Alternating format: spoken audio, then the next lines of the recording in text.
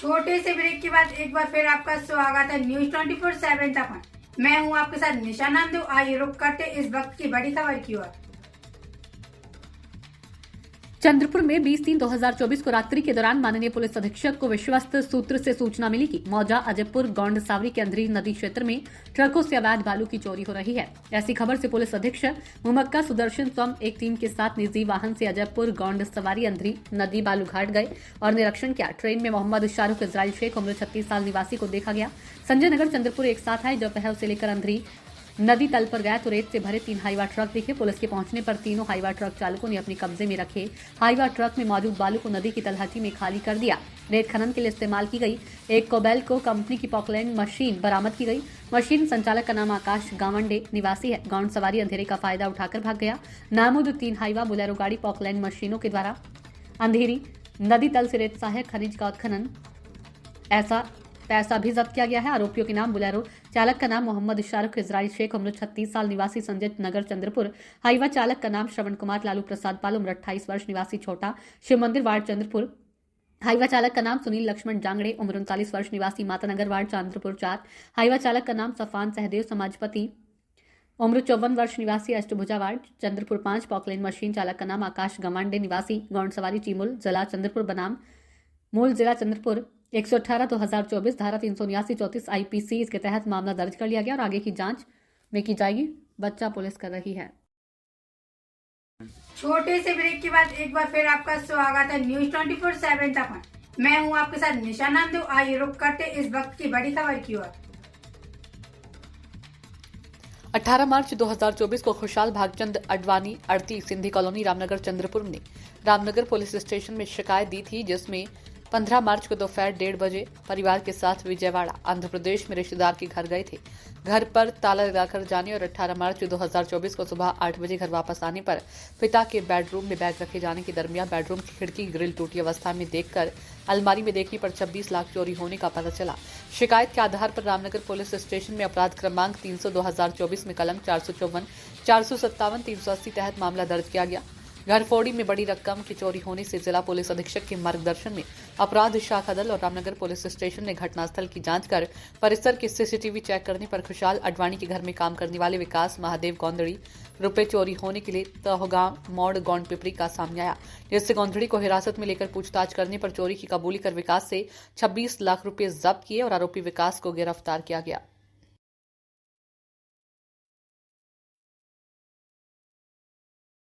छोटे से ब्रेक के बाद एक बार फिर आपका स्वागत है न्यूज 24/7 तक। मैं हूं आपके साथ निशा नंदू। आइए रुक करते इस वक्त की बड़ी खबर की ओर। इंदौर के विजयनगर थाना क्षेत्र में चोरी का खुलासा कर 5 आरोपियों को विजयनगर पुलिस ने गिरफ्तार किया और आरोपियों के पास से 40 लाख रुपए का मशरूका पुलिस ने जब्त किया है। दरअसल पूरा मामला विजयनगर थाना क्षेत्र में डॉक्टर दंपत्ति के घर का है, जहां पर पिछले दिनों डॉक्टर के घर में काम करने वाली नौकर ने ही अपने साथियों के साथ मिलकर चोरी की घटना को अंजाम दिया था। उसके बाद से नौकर डॉक्टर के घर से फरार हो गया था। वहीं पूरे मामले में पुलिस ने जब नौकर से सख्ती से पूछताछ की तो नौकर ने चोरी करना कबूल किया और नौकर के साथ 4 साथियों को भी राजस्थान से गिरफ्तार कर आरोपियों के पास से पूरा माल पुलिस ने बरामद कर लिया। फिलहाल पुलिस नौकर से अन्य चोरी की घटना के बारे में पूछताछ कर रही है। विजयनगर थाना क्षेत्र में दिनांक 18 और 19 की मध्य रात्रि में स्कीम नंबर 54 के पास में एक डॉक्टर दंपत्ति रहती है, जिनके घरों में कुछ अज्ञात लोगों के द्वारा घर में घुस करके ताले तोड़ करके चोरी की गई थी, जिसकी सूचना विजयनगर थाने को प्राप्त हुई। सूचना प्राप्त होने के बाद में तुरंत घटनास्थल पर पुलिस पहुंचती है, उसकी तस्दीक करती है, फॉरेंसिक एविडेंस को कलेक्ट किया जाता है। उसके बाद मामला पंजीबद्ध करते हैं। मामला पंजीबद्ध होने के उपरांत जितने भी संबंधित लोग हैं जो उस घर में आते जाते हैं, उनसे पूछताछ की जा रही थी। उसी दौरान घर का एक नौकर जो कि अनरीचेबल था, उसका मोबाइल बंद आ रहा था और उसके वेयरअबाउट्स के बारे में नहीं पता चल पा रहा था, उसको ढूंढने का प्रयास किया गया। तो ये सूचना प्राप्त हुई कि वो यहाँ पर नहीं है, उदयपुर के पास सलम्बुर राजस्थान में एक जगह है, वहाँ का रहने वाला है और वो वहाँ पर ही उपस्थित होगा। तब हमारी टीम हमने गठित करके वहाँ राजस्थान के लिए रवाना करी। रातों रात टीम ने उनका पीछा किया और अर्ली मॉर्निंग में उसको हमने उसके घर से उठाया। उससे पूछताछ करी कि आप क्यों भाग रहे थे और किस प्रकार से आप काम करने के बाद में यहाँ पर आए हैं। तो उसने बताया कि मेरे ही साथी हैं जो अन्य 4 लोग जिनको मैंने बुलवाया था राजस्थान से, और उनके द्वारा ऐसी घटना करी गई है, क्योंकि उसने बातों बातों में ये मालिकों की बातों में सुन लिया था कि लॉकर में काफ़ी सारा सामान रखा हुआ है और मालिक जो है 18 तारीख को कहीं जाने वाले हैं। इस कारण से उसने अपने सभी साथियों को बुलाया और यहाँ पर ये घटना को अंजाम दिया। जब उस चारों साथी के बारे में पता चला तो उन चारों साथी के नाम कमलेश, गोपाल, शंकर और अंकेश ये निकल के आए, लेकिन वो उसी गांव के रहने वाले, लेकिन वो उपस्थित नहीं थे। उनके बारे में सूचना प्राप्त करी गई तो ये ज्ञात हुआ कि वो अभी इस समय रतलाम में है और किसी दलाल के माध्यम से सारा सामान जो उन्होंने चोरी किया था वो बेचने की फिराक में थे। हमारी टीम वहाँ से तुरंत वापस आई और जो टीम ने उनको लोकेट किया। लोकेट करने के बाद में जिस कार से वो आए थे उसी कार को हमने टोल पे चेक किया और अन्य जगह चेक किया। उसी कार में वो बैठे हुए मिले रतलाम में। उनके पास में एक बैग था। बैग को तत्काल ही चेक करने पर देखा कि उसके अंदर सारा मशरूका जो कि यहाँ से चोरी किया गया था वो सारा उपस्थित था। इस प्रकार से सारा मशरूका को हमने उनसे बरामद किया है। मशरूका बरामद करने के बाद में सब तस्दीक करवाई गई तो सारा मशरूका वही था जो उस घर से चोरी हुआ था। इस अपराध में कुल लगभग 40 लाख रुपए का जो मशरूका है जो घर से चोरी हुआ था वो पूरा बरामद किया गया है। इसमें थाना विजयनगर की टीम की बहुत ही सराहनीय भूमिका रही है कि तत्परता से टीम को रवाना करके रातों रात आरोपी को पकड़ना और उनसे बाल बरामद करना काफ़ी सराहनीय कार्रवाई रही है। इसमें कुल 5 आरोपी हैं। दौलत राम जो कि नौकर था और बाकी कमलेश, गोपाल, शंकर, अंकेश जो कि उसके साथी थे उसी गांव के। इस नौकर को जो मालिक हैं उन लोगों ने किसी परिचित के माध्यम से, किसी एजेंसी के माध्यम से उसको यहाँ पर घर पे नौकरी में रखा था। 1 महीने पहले ही नौकरी पे आया था। सर, फरियादी का थाने से सूचना नहीं थी नौकरों जो घटना हुई पूर्व में भी कि अगर किसी भी एम्प्लॉय को छोटे से ब्रेक के बाद एक बार फिर आपका स्वागत है न्यूज 24/7 तक। मैं हूं आपके साथ निशा नंदू। आइए रुक करते इस वक्त की बड़ी खबर की ओर। मध्य प्रदेश के शिवपुरी की रहने वाली नीट की तैयारी कर रही छात्रा काव्या धाकड़ का कोटा से अपहरण का मामला सामने आया। इस मामले में बताया जा रहा है कि अपहरणकर्ताओं के द्वारा परिवार से 30 लाख रुपए की मांग की गई थी। इस मामले में कोटा पुलिस ने तहकीकात शुरू की तो इसके तार इंदौर के भंवरकुआं से जुड़ते हुए मिले। इंदौर के भंवरकुआं थाना क्षेत्र के सिमरन हॉस्टल में रहकर छात्र ने नीट की तैयारी की थी। बताया जा रहा है कि इसी हॉस्टल से आखिरी बार 19 मार्च को रात 9:30 बजे छात्रा किसी युवक के साथ बाहर जाती हुई दिखाई दी। एक अन्य सीसीटीवी जो जयपुर के बस स्टैंड का बताया जा रहा है उसमें छात्रा दिन के 11 बजे कहीं जाते हुए दिखाई दे रही है। इस मामले में कोटा पुलिस के इंदौर आने की पुष्टि क्राइम ब्रांच इंदौर के एडिशनल डीसीपी राजेश दंडौतिया द्वारा भी की गई है। इंदौर पुलिस के मुताबिक छात्रा के सहयोगी ब्रजेश को इंदौर से पूछताछ के लिए कोटा पुलिस लेकर गई है। इंदौर पुलिस का कहना है कि पूरी कार्रवाई कोटा पुलिस द्वारा की जा रही है। इस मामले की इंदौर पुलिस को ज्यादा जानकारी नहीं है। पिछले दिनों राजस्थान पुलिस आई थी कोटा अपहरण कांड में जांच पड़ताल के लिए। आपने सहयोग करते हुए एक जो लड़की का दोस्त था उसको पकड़कर आपने राजस्थान पुलिस के हवाले किया। क्या जानकारी आ रही है सामने? ये कोटा पुलिस जो कि कोटा शहर के थाना विज्ञान नगर की पुलिस यहाँ पर आई थी। एसएचओ आए थे अपनी टीम को लेकर। वहाँ पर एक लड़की की किडनैपिंग का मामला है जिसमें आईपीसी सेक्शन 364A के तहत केस रजिस्टर किया जाकर इन्वेस्टिगेशन लिया गया था और उनकी टीम यहाँ पर आई थी इन्वेस्टिगेशन के लिए। इन्वेस्टिगेशन पॉइंट ऑफ व्यू से क्राइम ब्रांच की एक टीम को उनके साथ मदद के लिए कर दिया था। उसमें फ़िलहाल उनके द्वारा जो हमें बताया गया है कोटा पुलिस के द्वारा, उनके द्वारा एक व्यक्ति को इन्वेस्टिगेशन पॉइंट ऑफ व्यू से अपने साथ लिया गया है जिसमें कि उसका नाम ब्रजेंद्र है जो कि उनका मित्र है। उसको इन्वेस्टिगेशन पॉइंट ऑफ व्यू से वो अपने साथ ले गए हैं कोटा पुलिस। सर, और कुछ जानकारी आई सर? कि बच्ची विदेश जाना चाहती थी, इस तरह की बात चूँकि इन्वेस्टिगेशन कोटा पुलिस के द्वारा की जा रही है तो हमें इस बारे में कोई जानकारी नहीं है। कोटा पुलिस को कुछ सीसीटीवी फुटेज मिले हैं। इन फुटेज के आधार पर लड़की की इंदौर में रहने की संभावना से इनकार नहीं किया जा सकता। सर, ब्रजेंद्र के बारे में बताया जा रहा है कि उसी के रूम में लड़की ने अपने अपहरण का वीडियो बनाकर शेयर करा था, अपने माता पिता तक पहुंचाया था। ये इस तरह की बात चूँकि इन्वेस्टिगेशन में कोटा की पुलिस की इन्वेस्टिगेशन में आई है बट उनके द्वारा हमारे साथ शेयर नहीं किया गया। सर, और कोई आरोपी यहाँ से पकड़े नहीं, अभी फिलहाल उनके द्वारा जो हमें सूचना दी गई है विधिवत रूप से वो एक व्यक्ति की सूचना दी गई है ब्रजेंद्र सिंह की, जिनको उनके द्वारा इन्वेस्टिगेशन के पॉइंट ऑफ व्यू से अपने साथ लिया है। सर, इंदौर में कितने दिनों तक रही थी युवती, कुछ जानकारी? ये कोटा पुलिस की इन्वेस्टिगेशन में ये निश्चित रूप से इस तरह के फैक्ट्स आए होंगे बट उनके द्वारा हमें शेयर नहीं किया गया। इंदौर पुलिस ने इस मामले में अभी किसी को नहीं पकड़ा है क्योंकि इंदौर पुलिस को सिर्फ हेल्प के लिए लोकल जो हेल्प चाहिए वो उसके लिए कोटा पुलिस के साथ लगाया गया है। सर, बताया जा रहा है कि अपहरण से कुछ दिनों तक वो इंदौर में रही। 15 कुछ दिनांक भी सामने आ रही है, 18, 19 और फिर 19 को जब अपहरण की कहानी सामने आई उसके बाद वो यहाँ से गायब। इस तरह की बात कोटा पुलिस के द्वारा हमें बताई नहीं गई है पर निश्चित रूप से उनके इन्वेस्टिगेशन में उनका पार्ट है, उनका इन्वेस्टिगेशन का। हम सिर्फ सपोर्ट के लिए है, उनके लोकल सपोर्ट के लिए। छोटे से ब्रेक के बाद एक बार फिर आपका स्वागत है न्यूज 24/7 तक। मैं हूं आपके साथ निशा नंदू। आइए रुक करते इस वक्त की बड़ी खबर की ओर। उज्जैन के Madhya Pradesh cooperative bank employ federation के सभी पदाधिकारी उज्जैन संभाग मुख्यालय में, जिन्होंने वर्षों तक बैंकों में रहकर जिम्मेदारी पूर्वक अपनी जिम्मेदारी का निर्वहन किया और शासकीय कार्य किया, पूर्ण जिम्मेदारी के साथ अब रिटायरमेंट हो जाने के बाद अपनी शासकीय सुविधा जो कि इन कर्मचारियों को मिलती है वह नहीं मिल पा रही और बेहद परेशान हो रहे हैं, आर्थिक रूप से कमजोर हो रहे हैं। और संभाग मुख्यालय के सभी कर्मचारियों ने तहसील मुख्यालय, जिला मुख्यालय अपनी समस्या परेशानी जिम्मेदार अधिकारियों को बताई पर नहीं हो रहा समाधान और उज्जैन संभाग मुख्यालय प्रमुख ऑफिस पर पहुंचकर बताई समस्या और परेशानी कई बार पर नहीं हो रहा समाधान और उक्त कर्मचारी हो रहे हैं परेशान। कर्मचारी का कहना है कि अगर हमारी समस्या परेशानी का समाधान नहीं हुआ तो हम करेंगे जमकर नाराजगी जाहिर और विरोध उज्जैन संभाग मुख्यालय प्रमुख ऑफिस के बाहर बैठकर। सर, मेरा ऐसा कहना है कि 4/11/22 को सुप्रीम कोर्ट के द्वारा प्राइवेट सेक्टर के कर्मचारियों को हायर पेंशन देने का आदेश सुप्रीम कोर्ट के द्वारा कर दिया गया। करीबन 16 माह हो गए।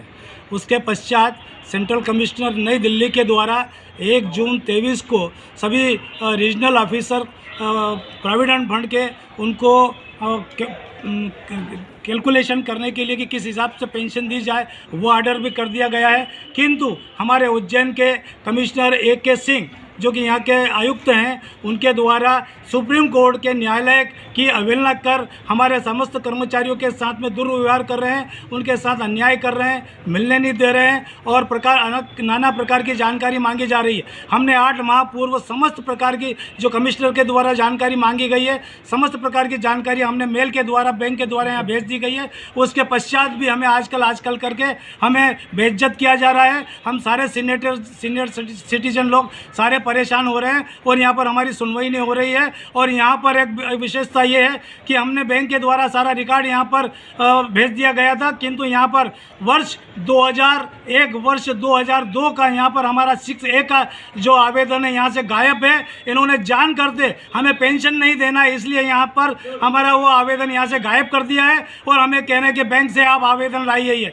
हमें काफ़ी परेशानी हो रही है। इन्होंने जान करके यह आवेदन यहाँ से गायब करा है और हमें बेवकूफ़ बना रहे हैं और सारे सीनियर सिटीजन कर्मचारी सारे परेशान हो रहे हैं। हमें आपसे सरकार से हम निवेदन करते हैं कि अतिशीघ्र हमें यह हायर पेंशन दिलाई जाए, अन्यथा हम समस्त कर्मचारी जिलाधीश की अनुमति से यहाँ पर भूख हड़ताल करेंगे, धरना प्रदर्शन करेंगे और कमिश्नर AK सिंह का यहाँ पर घेराव करेंगे।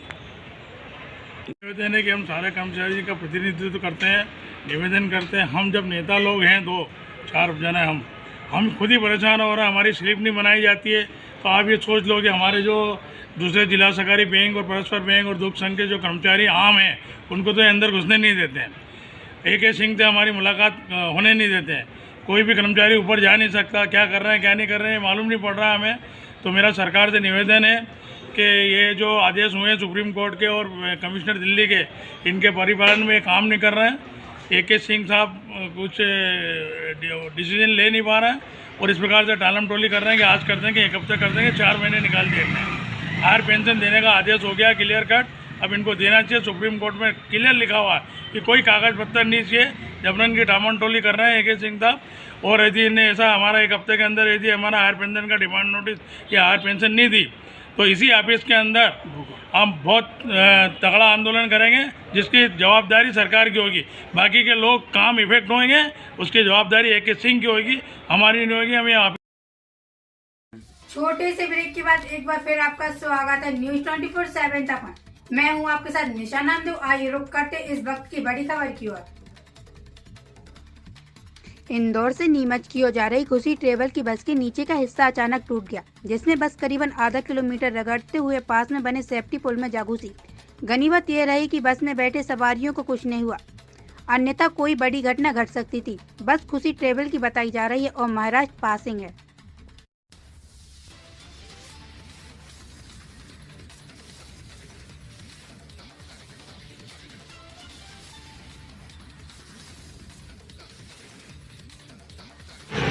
लेना पड़ेगा नंबर।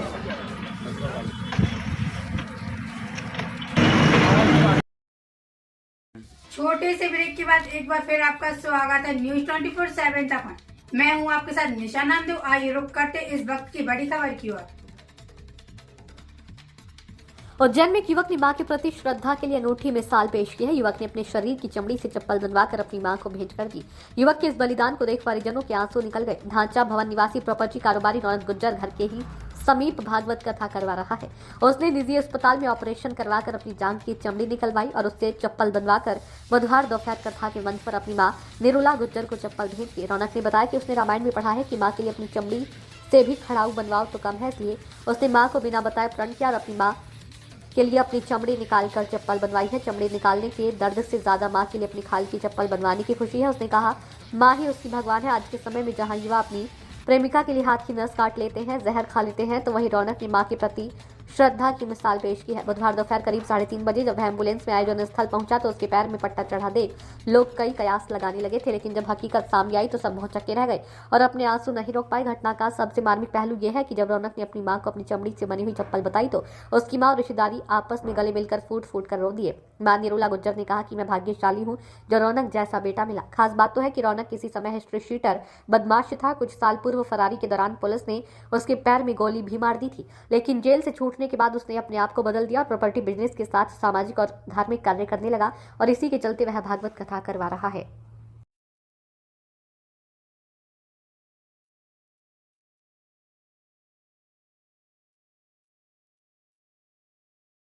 छोटे से ब्रेक के बाद एक बार फिर आपका स्वागत है न्यूज 24/7 तक। मैं हूं आपके साथ निशा नामदेव। आइए रुक करते इस वक्त की बड़ी खबर की ओर।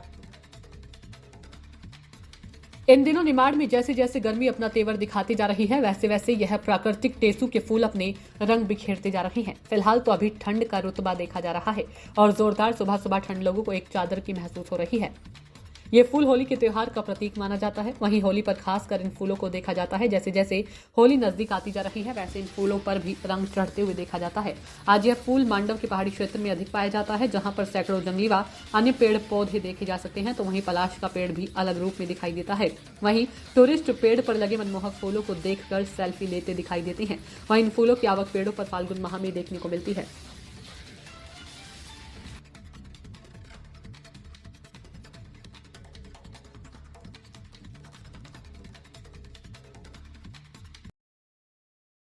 छोटे से ब्रेक के बाद एक बार फिर आपका स्वागत है न्यूज 24/7 तक। मैं हूं आपके साथ निशा नामदेव। आइए रुक करते इस वक्त की बड़ी खबर की ओर। निमाड़ क्षेत्र की सबसे बड़ी मंडियों में धामनोद कृषि उपज मंडी मानी जाती है, जहां किसान अपनी हर प्रकार की उपज को बेचने आते हैं। अभी किसान गेहूं, मक्का एवं डालर चने की उपज लेकर पहुंच रहे हैं। वहीं अभी सबसे अधिक डालर चने की आवक मंडी में हो रही है। प्रतिदिन मंडी में डालर चने के करीब 500 से 600 वाहनों से अधिक की आवक लगातार बनी हुई है। गुरुवार को मंडी में जैसे ही नीलामी कार्य शुरू हुआ, वहीं डालर चने के कम भाव को लेकर किसानों ने नीलामी कार्य को बंद कर दिया और जोरदार हंगामा करते हुए मंडी गेट पर वाहनों को खड़ा कर मंडी के गेट को बंद कर दिया था। डालर चने की नीलामी की शुरुआत हुई और व्यापारियों ने डालर चने की बोली 8,000 रुपए से शुरू की तो किसान अचानक विरोध करने लगे और कहने लगे कि जब बुधवार को इसी मंडी में डालर 10,000 से अधिक भाव में बिका है तो बोली 8,000 से क्यों शुरू कर रहे हो। वहीं व्यापारियों की ओर से बताया गया कि डालर चने के भाव अंतर्राष्ट्रीय स्तर पर चलते हैं, आज भाव कम हुआ है तो उसी हिसाब से बोली लगाई जाएगी। लाख समझाने के बाद भी किसान अपनी बातों पर अड़े रहे और नीलामी बंद कराकर अपने वाहनों को मंडी के मुख्य गेट पर खड़ा कर मंडी के गेट बंद कर दिए। तभी मंडी प्रशासन द्वारा पुलिस को सूचना देकर बुलाया गया। पुलिस और मंडी प्रशासन की समझाइश के बाद करीब 1 घंटे बाद किसानों ने अपनी वाहनों को हटाया गया, जिसके बाद नीलामी कार्य शुरू हो पाया। धार से सुनील निगवाल की रिपोर्ट। कहाँ रहते हैं आप? बलाकोड़ा। आप मंडी में डालर चना के लिए लाए, अब से आए और क्या आपका माल भाटा है? परसों रात में क्या भाव बिका माल? 50। अच्छा, क्या हुआ? आप कैंसिल करवाए? कैंसिल करा दिया। गुरुवार का दिन है, आपके वहाँ मिल गई है? नहीं मिला। क्या चाहते हैं आप? वापस नीलामी करें।